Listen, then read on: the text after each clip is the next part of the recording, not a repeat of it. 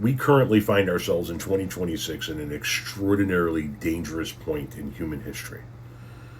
It is my belief that Benjamin Netanyahu has been hell bent on starting war across the Middle East in order to wipe out everybody that thinks that Israel should be wiped out.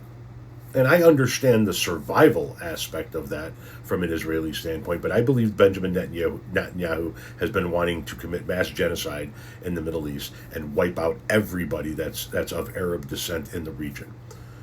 And he has never been able to do so because American presidents have, while supporting Israel's right to exist and while supporting Israel militarily and economically, never allowed him to sort of get off the chain and go nuts and do what he's doing now with Iran. And now he has a president that's willing to do it. Now Benjamin Netanyahu has an American president that can be manipulated into war, bullied into war, shamed into war, clearly is willing to take the bait at every turn and is willing to continue to escalate over and over and over and over again at every turn.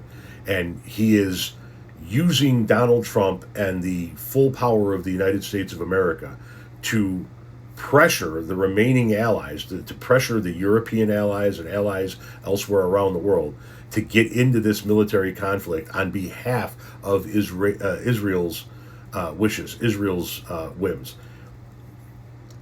If somebody doesn't figure out a way to de-escalate this, we are literally standing on the precipice of what could potentially be World War III. And I don't mean World War III necessarily in the form of the way we always thought about World War III in the 80s and 90s with nukes flying all over the place, but an old-fashioned, on-the-ground, millions of people battling across several fronts in Europe, Asia, and potentially North Africa, like the old days. He is pushing the world into global conflict. I ask the leaders of the world, the leaders of the free world, the leaders of the moderate states, what more are you waiting for? President Trump has correctly said that Israel, the United States and Israel in this great partnership, we're fighting the battle not only for ourselves, but for all of you. And he asked a simple question, where are you? And it's time to heed President Trump's call, his leadership, and his vision, not merely for our sake, but for your sake. Donald Trump is going to let this evil motherfucker push the world into a global conflict. He's already let this guy push us into a war that we have no business being in right now. We're there because Israel wants us there.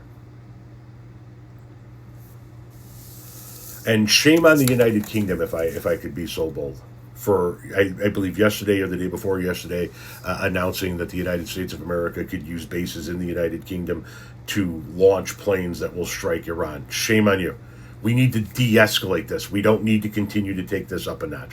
This shit's getting out of control already, and we are heading down a path where we are going to be yet again involved in a forever war.